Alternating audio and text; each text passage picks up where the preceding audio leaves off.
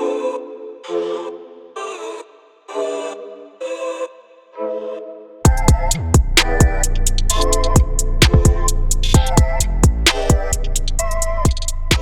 right, so today I wanted to speak on a very important topic when it comes to writing advertisement. Okay, so writing advertisement, there are a lot of elements that go into it, like the pictures, the videos, the written text, images. Any of those things are going to be very, very important to your ad. If I were to pick one thing that's the most important thing on an advertisement is the headline, okay? Because it's the one thing that's nice and big and bold. It's also the first thing that catches the reader eye or the person scrolling down the news feed if it is a Facebook advertisement, okay? So if you know how to write good headlines, then people are going to dive into your ad copy and figure out what your product or service is. So once you've mastered this, the rest is pretty easy. So let's dive into that, and I wanna show you exactly how to write a good headline, okay?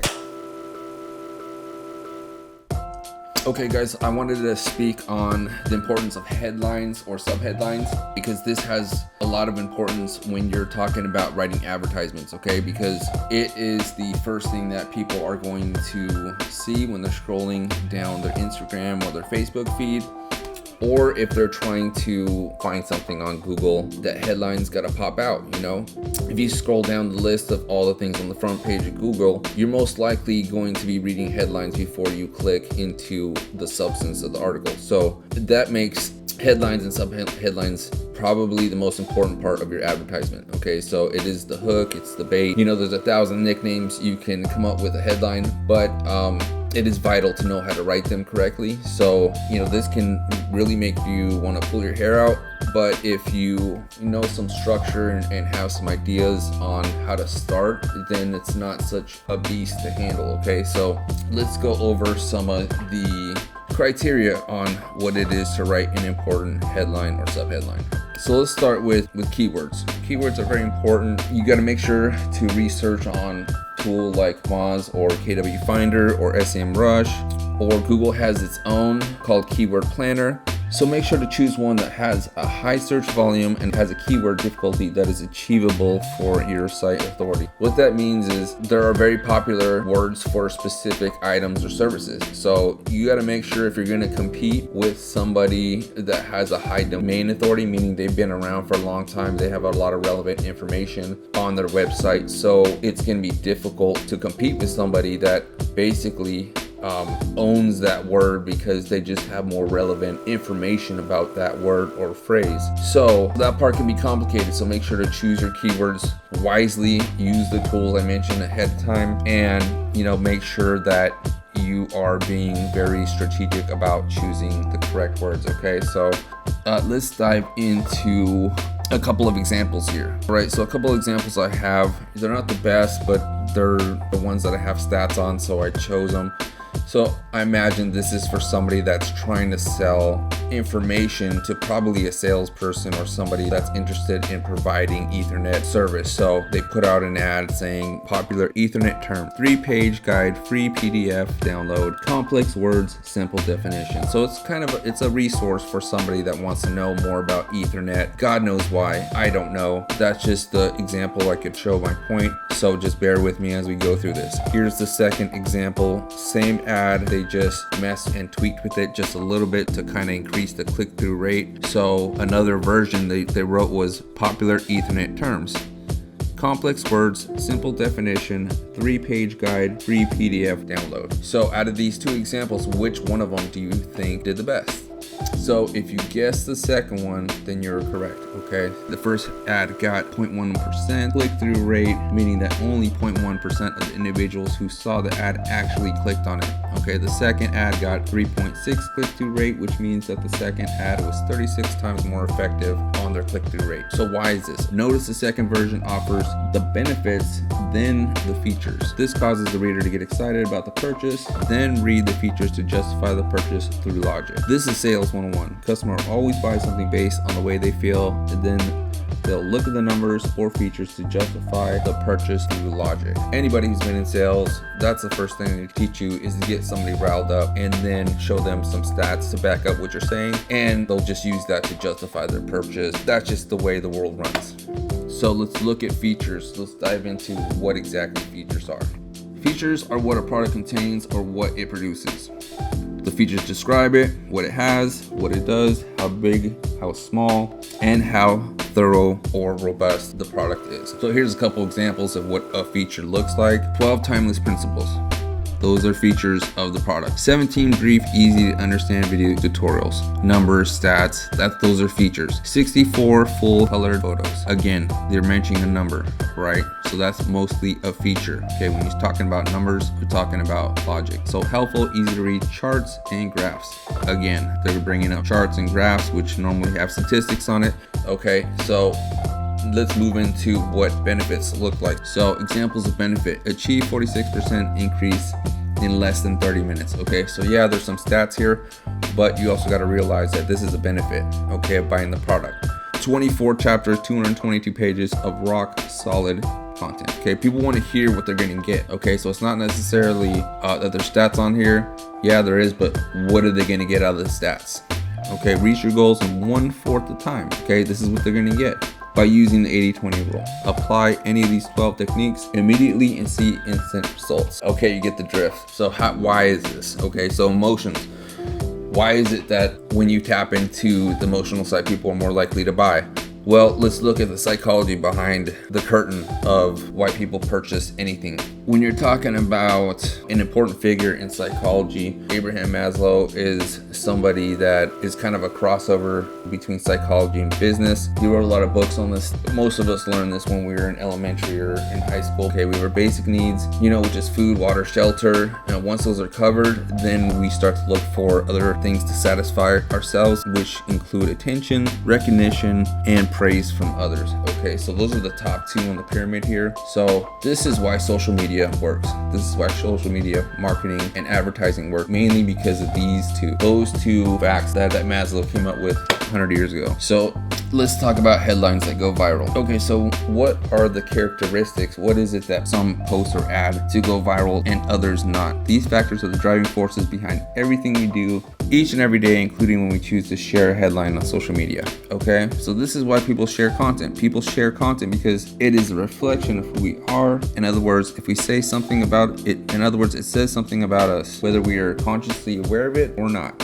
Sometimes we share helpful content because it makes us look helpful, satisfying our need for self-actualization. We also share emotional, attention-grabbing content because it helps us to get noticed, satisfying our need for self-esteem. So those are some of the underlying reasons why we choose to share a post. Okay, so when we're deciding what content to share, the headline says it all. The headline is what people notice first. It is the headline that makes a piece of content stand out, shared, and go viral or not. So here are 5 types of headlines that most likely would go viral. So 1 is a list headline. The 2nd is a how-to headline. 3rd, resource headline. 4th, question headline. And the 5th would be a heart-to-heart headline.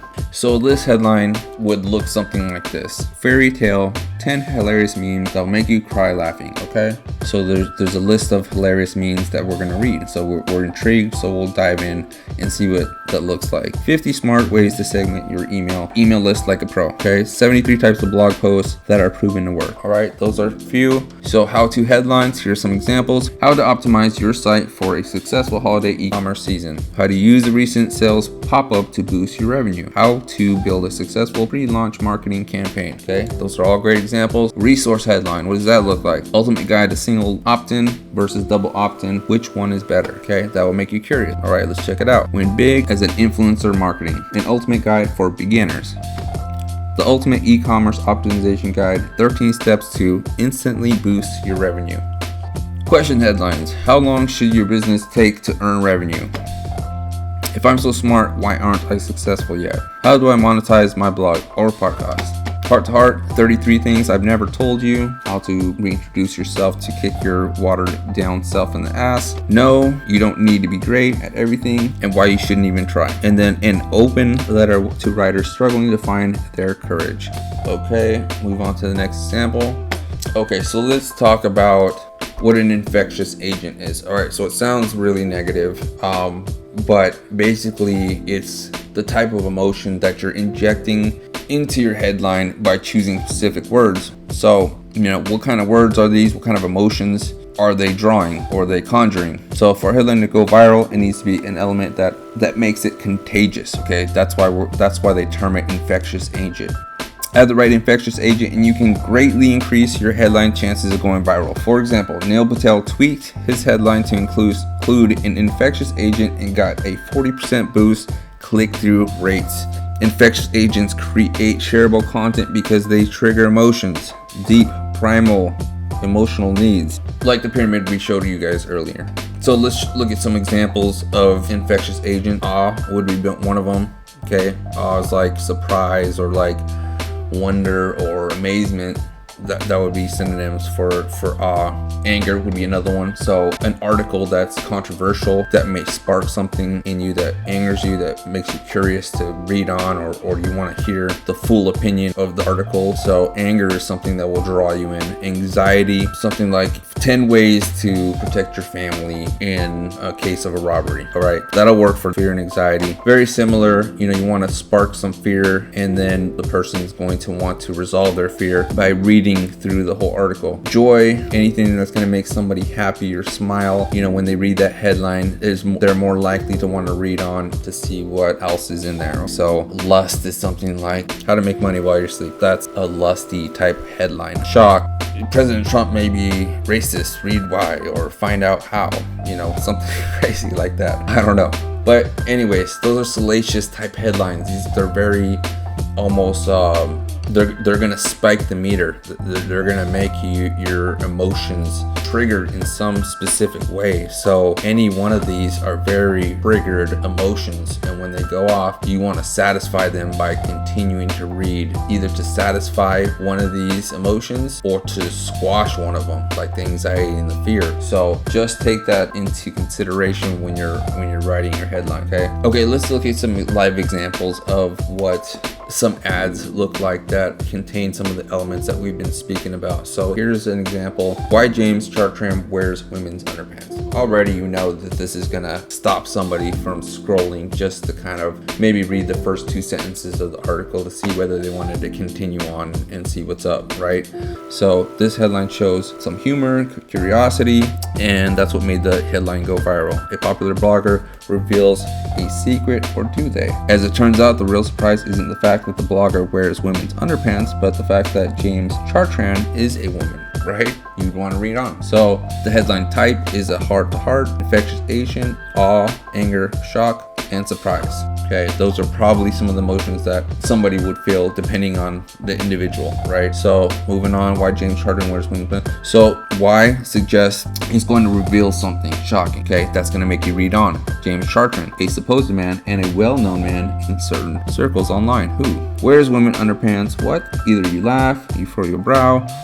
Either way, you want to read on, right? So most of these spark curiosity, guys. Most of these make you want to wonder what's underneath, what's behind the closed door. You just gotta really understand that these people are trying to almost shock you, almost trying to make you curious by throwing something at your head and hitting you so that you pay attention. All right, so the key takeaway on this one is gossip is contagious, right? So why not use it on your heading? This will make sure you fulfill your promise of revealing something infectious to read, even if it's not precisely what the headline leads you to believe. Okay, so here's another example. Is a list post: infectious agent, awe, anger, surprise, shock, fear, anxiety, belief shaking. Why is it?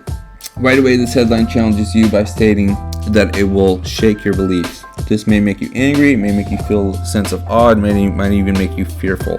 Having your beliefs shaken, questioned, maybe even crushed can make you fearful because your beliefs are deeply personal. They're a big part of what makes you what and who you are. Okay, moving on. Okay, so ruthless, this word conjures up an image of someone who doesn't care, a renegade, a gangster, a person without mercy or regard for others. Nonconformist, this word conjured up an image of someone that is unfair, unconventional, doing what they want and changing the world in a process while battling against the norm. We love individuals like these, individuals who say or do things we want to do but feel unable.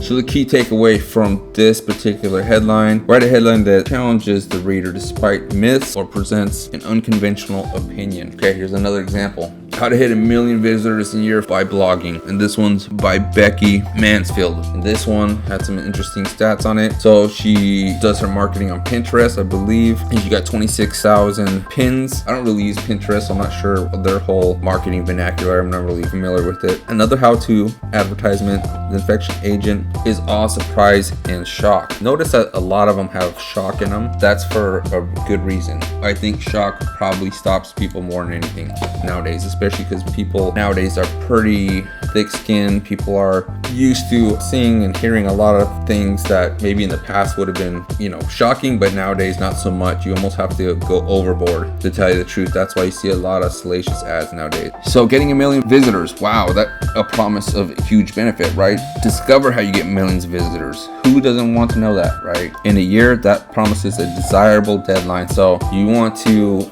make your offer or what you're, giving or what people are going to read so tempting, because anything that's huge, you're gonna get a lot for little. You will notice that in a lot of headlines, getting a lot for little, right? Which makes most of what these people say BS, because getting 1,000,000 users in a year is almost impossible. But if you're this type of person, if you're a blogger, if you're a marketer, you're gonna want to know what she's talking about, because there may be a truth to it, and you're gonna miss out if you don't read. So that's why these work very well. So the key takeaway here is promise the desired result and a time scale of achieving it. Hint, you need to know your readers. So know the audience, about bloggers, or if you don't know a lot about bloggers, then you don't write an article about blogging. Okay, because you're gonna get called out, or it's never gonna go anywhere. It will never go viral, because somebody that knows something about blogging is not gonna share something that they know is faulty. Okay, so make sure that you understand your audience before you write. Okay, here's another one. And on this one, how to quit your job, move to paradise, and get paid to change the world. This post actually made history on ProBlogger.net as the most popular. The headline is a how-to, infectious agent, awe, joy, lust, surprise. Okay, so let's talk about why that is. Okay, so quit your job. Who doesn't want this, right? Everybody wants to quit their job and work from paradise and make shit tons of money. Okay, that's everybody. So that's why this ad got clicked so many times and broke records. One last thing in here. So if you guys are having a hard time even getting started on a headline, just know that I would probably start these, because if you're having a hard time and you're bumping your head against your laptop screen because you can't really just start the damn headline, you really don't even know where to begin, then I would begin with these prefixes, and they go as follows. Right, how to, of course. If it's an instructional, if it's close to instructional and you're not sure and you're writing your first headlines, do a how-to video if there's anything to be shown. Okay, how-to is perfect. There are tons of them. You can go on YouTube, and you just look up how to change a radiator, for example. You're gonna find tons of information on that, and that could go for anything: the art of sewing, the art of massage, the art of losing weight, the art of the most famous headline is The Art of War, and it sold 40 million copies. Think about that, and that was like a few hundred years ago. So the secret that's gonna spark curiosity. People want to know what's on the other side of that curtain. They want to open that door, find out what you're talking about, so they're gonna read on. The truth about, very similar to the secret that, right? The facts about, these three are very similar, but these are resources, right? People want to know. Okay, if you have a relevant topic that people are going to look up, well, you might want to start with the facts about, okay, and start going into some details. Okay, and then there's history of, the story of, the key to. So use those to your advantage. If you're just getting going, start with these 100% of the time and just get creative with the ending of the prefix, and you should be fine. Again, if you guys have questions, I will answer every single one of them. And if you want to jump on the phone with me, I'll leave that information as well. If you're struggling with writing or anything about ad copy, we can sit and talk about it. All right, so you guys take care and good luck. All right, guys, I hope after this tutorial it's a little bit easier to write a headline. I know it can be a real head scratcher sometimes, but use some of the tips and some of the ideas that I dropped for you on this lesson plan to be able to at least get you going in the right direction. Okay, and of course, if you guys have any questions, I do consultations, so I'll leave my information at the bottom if you are having troubles. And hope you guys have a great rest of your evening, and good luck.